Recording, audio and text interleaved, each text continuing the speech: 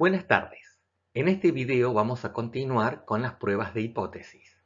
En el video anterior vimos el procedimiento general de pruebas de hipótesis, qué era un estadístico de prueba, qué era una regla de decisión y definimos los errores tipo 1 y tipo 2. Ahora vamos a ver pruebas de hipótesis referidas a la media y la varianza de una población normal y pruebas de hipótesis para una proporción. También habíamos dicho que las pruebas de hipótesis se dividían en pruebas paramétricas, que hacían referencia a parámetros de una población. Vamos a ver pruebas paramétricas relacionadas a una única población y relacionadas a dos poblaciones. Y por último, en videos posteriores vamos a tratar las pruebas no paramétricas. Dentro de las pruebas sobre una sola muestra, vamos a ver pruebas de hipótesis acerca de la media de una distribución normal cuando la varianza es conocida, situaciones cuando la varianza es desconocida y pruebas de hipótesis acerca de varianzas y de proporción. Estos son los 4 temas que van a tocarse en este video. Pruebas de hipótesis sobre una sola muestra acerca de la media de una distribución normal con varianza conocida. Vamos a verlo introduciendo un ejemplo. Se quiere demostrar que en una determinada área urbana, luego de la aplicación de una serie de nuevas políticas empresariales, se ha incrementado el nivel de satisfacción de los usuarios respecto al servicio brindado por una distribuidora de energía. En los años 90 se censó esta misma información, obteniéndose una calificación promedio de 63,3 puntos sobre 100 con un desvío estándar de 12,1. Estos dos valores, como provienen de un censo, se considerarán como parámetros poblacionales.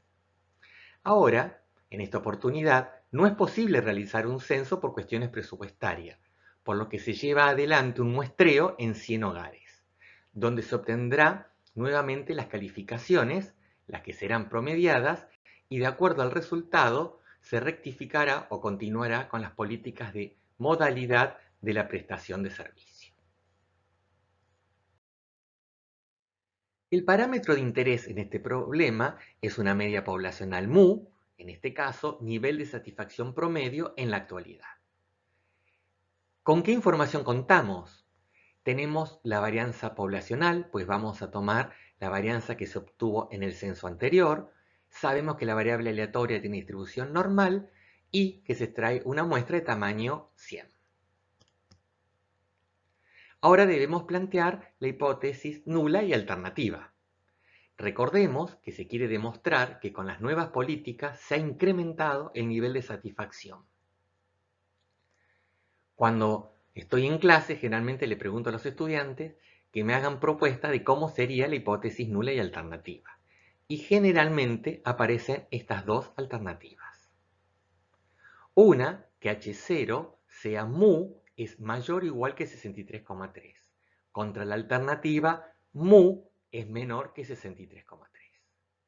La otra opción, H0, mu menor que 63,3, H1, mu mayor que 63,3. ¿Cuál de estas dos alternativas es la correcta para nuestro problema? Yo lo que sugiero es que traten de ver cuál sería la conclusión a la que se arribaría rechazando o no rechazando la hipótesis nula, tanto en este caso como en este. Veamos aquí. Si rechazamos H0, digo que la satisfacción bajó, por lo tanto, debo hacer un cambio en la modalidad de prestación de servicio. Si no rechazo H0, no sé si la satisfacción sigue igual de baja que antes de la implementación de la nueva política, por lo que debería también modificar la prestación del servicio, o si aumentó la satisfacción, hecho que me indicaría que voy por el camino correcto, por lo tanto mantener la modalidad actual. Es decir, si no rechazara la hipótesis, no tendría una solución clara de qué debería hacer. Por lo tanto, esta opción de hipótesis nula y alternativa no es valedera. Miremos ¿qué sucedería con estas hipótesis en caso de rechazar o no rechazar H0? Si rechazo H0, digo que la satisfacción subió, por lo tanto voy por el camino correcto, sigo trabajando con la misma modalidad. Si no rechazo H0, la gente sigue igual de poco satisfecha o menos aún, por lo tanto tengo que cambiar mi modalidad de prestación de servicio. Es decir, estas hipótesis me van a dar una respuesta a lo que quiero, que es demostrar si se incrementó el nivel de satisfacción y por lo tanto continuar con las modalidades tal cual las tengo. En general, en la hipótesis alternativas es lo que se va a poner el objetivo de estudio, sobre todo cuando sean hipótesis del tipo mayor o menor. Una vez establecido las hipótesis nula y alternativa, se acuerda correr un riesgo de rechazar la hipótesis nula cuando en realidad es verdadera, es decir, asumir que hubo una mejora cuando no la hubo, en este caso, y para ello fijamos un valor de alfa, error tipo 1, del 5%. Dado que se conoce sigma cuadrado, el estadístico de prueba va a ser x raya y le ponemos un subíndice 0 para indicar que su distribución es bajo la hipótesis nula. Este estadístico de prueba se va a distribuir en forma normal, con media, mu0, la mu de la hipótesis, y varianza, la varianza poblacional dividido n. Ahora enseguida vamos a ver que también podríamos usar como estadístico de prueba la media estandarizada, es decir, un valor de z, un valor que se distribuye normal 0,1.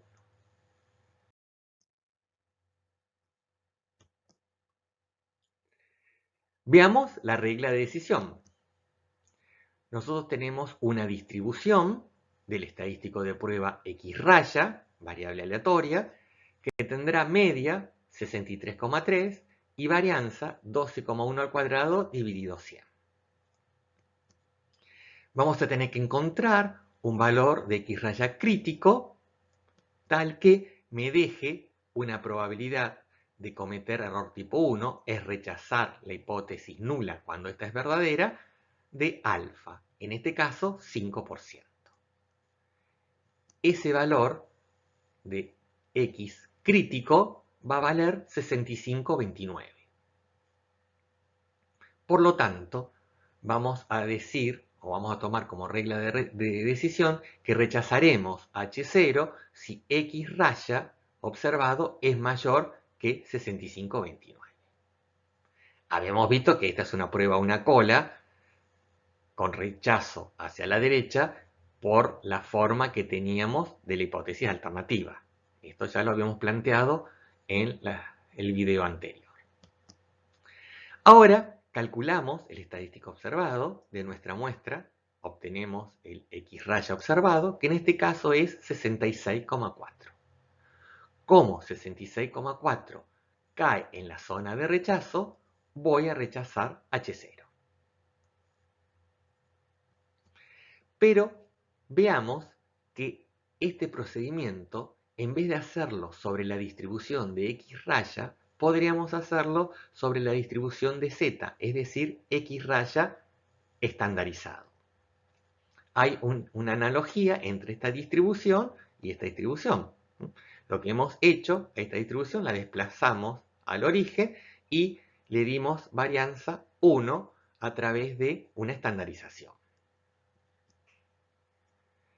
Este valor X raya crítico es equivalente al valor de Z 1,64.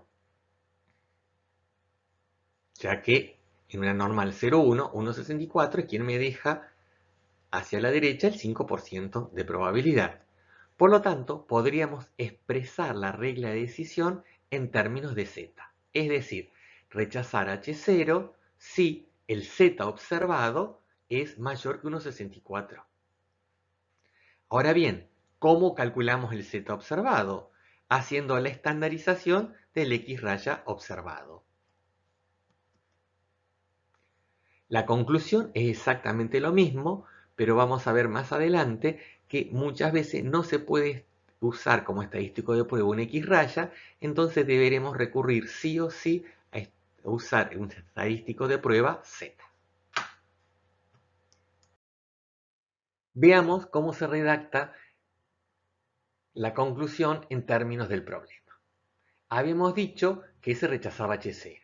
Eso equivale a decir que existe suficiente evidencia como para afirmar que efectivamente las nuevas políticas empresariales han incrementado el nivel de satisfacción de los usuarios respecto al servicio brindado por la distribuidora de energía. Por lo tanto, se debe continuar con la política de modalidad actual en la prestación del servicio, es decir, que se va por el buen camino. Acá es importante resaltar que rechazar H0 implica que existe suficiente evidencia para tomar lo que está en la hipótesis alternativa. Veamos ahora algunos comentarios o consideraciones importantes. Primero, si la variable aleatoria bajo estudio no se distribuye normalmente, se deberían considerar las condiciones para la aplicación del teorema central del límite que se vieron en el video de intervalos de confianza. Y en segundo lugar, vamos a presentar una forma alternativa de establecer la regla de decisión que es en función del p-valor. El p-valor de un estadístico de prueba observado es la probabilidad de que la variable aleatoria estadístico de prueba tome un valor tan extremo o más que lo observado, dado que la hipótesis nula es verdadera. En nuestra situación o en nuestro ejemplo, el p-valor sería la probabilidad que la variable aleatoria x raya que se obtenga de la muestra sea mayor que el valor observado, que en ese caso fue 66,4, dado que mu valía 63,3. Esta expresión de p-valor es equivalente a decir la probabilidad de que z sea mayor que 2,56, ya que lo único que hemos hecho es estandarizar este valor restándole su media y dividiéndola por su desvío estándar. Veamos la representación gráfica de un p-valor. Vamos a ampliar esto para tener un mayor detalle y teníamos que el z crítico valía 1,64, ya que este me dejaba hacia la derecha un área del 5% que correspondía al valor alfa. Luego encontramos que el z observado era 2,56. Como estaba a la derecha del valor crítico, rechazábamos la hipótesis. Ahora, para calcular el p-valor de este z observado, lo que tenemos que ver es la probabilidad que deja hacia las zonas de rechazo. Es decir, calculamos 1 menos la probabilidad acumulada de una normal en 2,56, que en este caso nos da 0,5% y representa esta área. Podemos observar que como el z observado estaba a la derecha del z crítico, su área o su p-valor es más pequeño que el alfa. Si este z observado hubiese estado a la izquierda del valor crítico, su área hacia la zona de rechazo o p-valor hubiese sido mayor que 0,5. Por lo tanto, podremos establecer una regla de decisión en función del p-valor. Y esa regla de decisión es la siguiente. Si el p-valor es mayor que el 5%, no se rechaza H0, porque eso implicaría que el estadístico de prueba esté en la zona de no rechazo. Si el p-valor se encuentra entre el 1 y el 5%, rechazamos H0 y ese rechazo lo hacemos en forma significativa. Si el p-valor es muy pequeño, menor que el 1%, decimos que rechazamos H0 y ese rechazo es en forma altamente significativa. En nuestro ejemplo se dio esta situación. El alejamiento del z observado hacia la zona de rechazo era muy lejos, era muy importante, por lo tanto el rechazo es altamente significativo. ¿Cómo calculamos el p-valor? vimos que para situaciones de pruebas de hipótesis con cola a la derecha, es decir, donde la hipótesis alternativa era mu mayor que un valor determinado, se calculaba como 1 menos la acumulada al z observado. Si la prueba de hipótesis alternativa fuera del tipo mu menor que una cantidad determinada, la prueba sería con cola hacia la izquierda. Y entonces el p-valor se calcularía directamente como la probabilidad acumulada hasta el z observado. Si la prueba fuera a dos colas, es decir, la hipótesis alternativas fuera de la forma mu distinto a mu cero, tendríamos dos zonas de rechazo. El alfa se divide en dos partes, una a la derecha y otra a la izquierda. Por lo tanto, para calcular el p-valor, tendríamos que hacer 1 menos la probabilidad acumulada al valor absoluto de z, si estuviera aquí, multiplicado por 2, porque es encontrar un valor tan o más extremo que el valor absoluto del estadístico de prueba observado.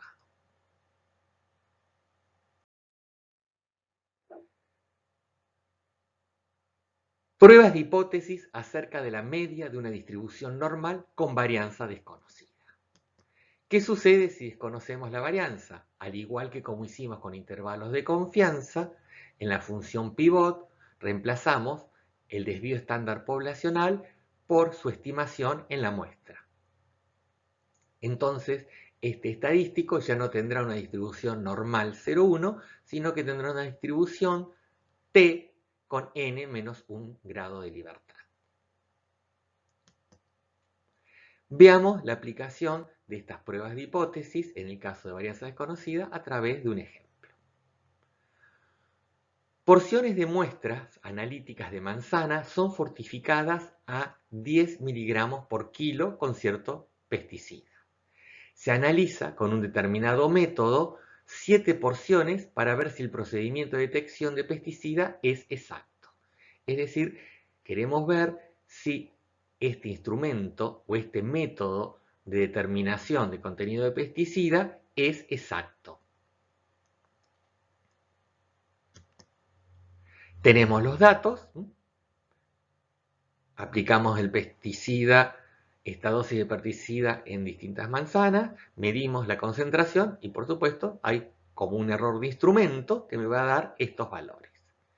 Además se conoce que los errores de una medición tienen distribución normal. El parámetro de interés será mu, que es el contenido de pesticida en las muestras, expresado en miligramos por kilo de fruta. Se plantea la hipótesis nula y alternativa, que en este caso es muy sencilla, porque es una hipótesis de que mu vale 10 contra la alternativa que es distinta, ya que el instrumento puede medir por defecto o por exceso. Se acuerda correr un riesgo de rechazar la hipótesis nula cuando esta es verdadera del 5%, el alfa, igual que en el ejercicio anterior. Dado que se desconoce la varianza poblacional, el estadístico de prueba será un t. Tenemos como información que la variable aleatoria tiene distribución normal y la muestra es de tamaño 7. Por lo tanto, vamos a establecer la regla de decisión. Aquí la regla de decisión la vamos a hacer en función del estadístico de prueba t y no x raya, dado que la regla de decisión debería establecerse antes de tomar la muestra. Si es antes de tener la muestra, no conocemos cuánto vale la varianza, por lo tanto no podemos calcular el estadístico de prueba observado. La regla de decisión será si el t observado es menor que menos 2,45 o mayor que 2,45, se rechazará H0. ¿Cómo calculé este 2,45? Y son los valores de t que me acumula el 97,5% y el 2,5%. Es decir, que me quede aquí un alfa sobre 2 y aquí un alfa sobre 2. Luego calculamos el estadístico observado. Para ello debemos calcular de la muestra tanto el valor de x raya como su varianza. Calculamos el t observado y en este caso nos da 2,76,5. Vemos que cae en la zona de rechazo, por lo tanto nuestra conclusión es que el método para detectar el pesticida no es exacto, es decir, tiene sesgo y en este caso mide por exceso. En un instrumento generalmente el sesgo es muy fácil de corregir porque se calibra para que se acerque más al valor poblacional. Mayor problema dan siempre en los instrumentos cuando tienen probabilidad de variabilidad, lo que llamamos precisión. La precisión ya viene dada por la naturaleza del instrumento. En cambio, el sesgo o la exactitud del instrumento generalmente puede ser graduado. Este resultado es equivalente a decir que si la media del método fuera 10, esperaría que de 7 réplicas se obtuviera una media muestral entre 8,73 y 11,26 miligramos por kilo, con una probabilidad del 95%. Es decir, si el instrumento midiera con exactitud, yo tendría que obtener medias en 7 mediciones que estén, medias muestrales, que estén en este rango. Como mi media muestral fue de 11,429, entonces es más probable pensar que la media del ensayo no es 10, en este caso es superior a 10. Relación entre pruebas de hipótesis e intervalo de confianza. Bueno, ya se habrá dado cuenta que hay una relación estrecha entre lo que es un intervalo de confianza y una prueba de hipótesis. Las dos surgen en función de lo que era la función pivot. Si calculáramos para nuestro problema un intervalo de confianza, tendremos que aplicar esta expresión. La media obtenida de la muestra más menos un valor de t que me deje 97,5, que me acumule 97,5% de probabilidad por el desvío estándar dividido raíz de 7. En este caso me da entre 10,16 y 12,69. Es decir, con la evidencia que tenemos en la muestra, existe un 95% de confianza que el intervalo 10,16-12,69 contenga la verdadera media poblacional. Como en mi hipótesis la media poblacional que yo quería probar era 10 y este intervalo no la contiene, es más probable decir que la media poblacional en realidad no es 10 a decir que este intervalo justo fue del 5% que él erró en la estimación. Entonces, como conclusión, si un intervalo de confianza no contiene a mu0, eso implica a que se está rechazando la hipótesis de que mu vale ese valor mu0.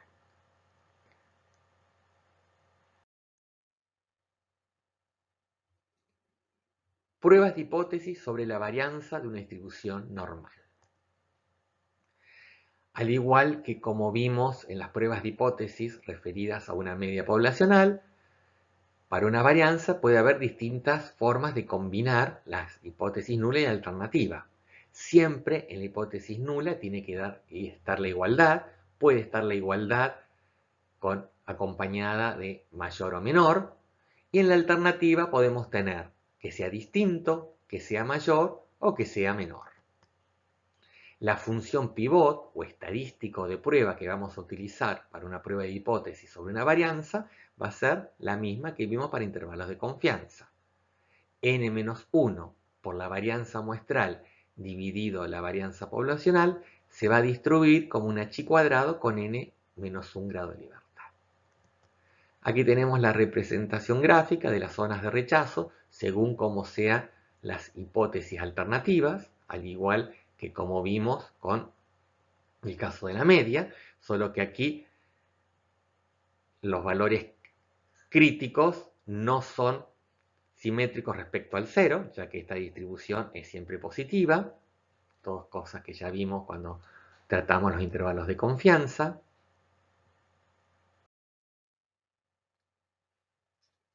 Y vamos a presentar un ejemplo. Sobre el mismo método de detección de plaguicida que vimos recién, donde habíamos visto si era exacto o no era exacto, vamos a ver si cumple con las especificaciones de precisión. Se tolera hasta un desvío estándar de 1,25 miligramos por kilo. Mayor variabilidad indicaría una pérdida de precisión incompatible con las normas internacionales.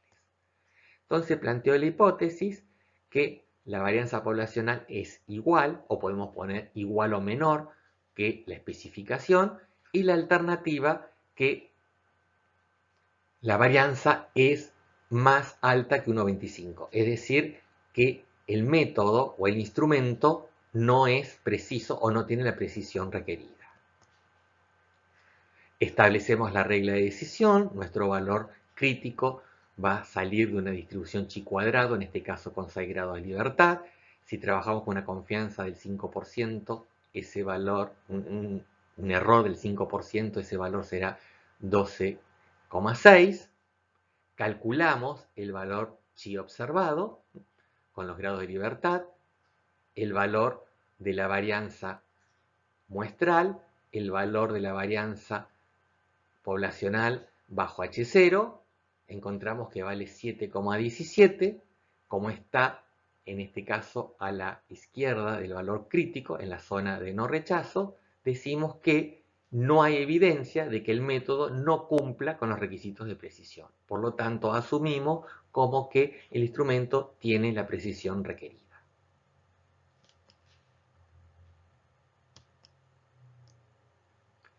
Notemos aquí que el no rechazo lo que me dice que no hay evidencia para no rechazar una hipótesis nula. Lo que se hace es no afirmar que vale esta cantidad, sino decimos que no hay evidencia para decir que la cantidad que se hipotetizó no es la verdadera. Pruebas de hipótesis sobre una proporción. Acá no vamos a entrar a mucho detalle, porque con los elementos que ya vimos podemos aplicar perfectamente estas pruebas de hipótesis. Acá presentamos la situación en que tenemos una hipótesis nula, donde la proporción poblacional vale una cantidad determinada contra la alternativa que es distinta. Podría ser aquí mayor o menor. Vamos a utilizar como estadístico de prueba la función pivot que vimos en los intervalos de confianza, que tenía una distribución z normal 0,1 en términos aproximados, cuando el n era lo suficientemente grande. Vamos a establecer la regla de decisión, vamos a observar la proporción muestral, vamos a calcular el estadístico observado y en función de que si cae o no en la zona de rechazo, vamos a tomar la decisión acerca de la hipótesis nula. Y solo los efectos ilustrativos le presentamos el estadístico de prueba para situaciones en donde lo que querramos probar es el número de observaciones en una muestra aleatoria de tamaño n, que pertenece a la clase asociada con una probabilidad p. En vez de hacer pruebas de hipótesis acerca de una proporción, hacer pruebas de hipótesis acerca de el número de éxitos en una muestra de tamaño n. Y bueno, con esto terminamos todo lo que hace a pruebas de hipótesis referidas a un parámetro poblacional. En el próximo video veremos pruebas de hipótesis que hacen a la diferencia o no diferencia entre parámetros de dos poblaciones. Muchas gracias, hasta el próximo video.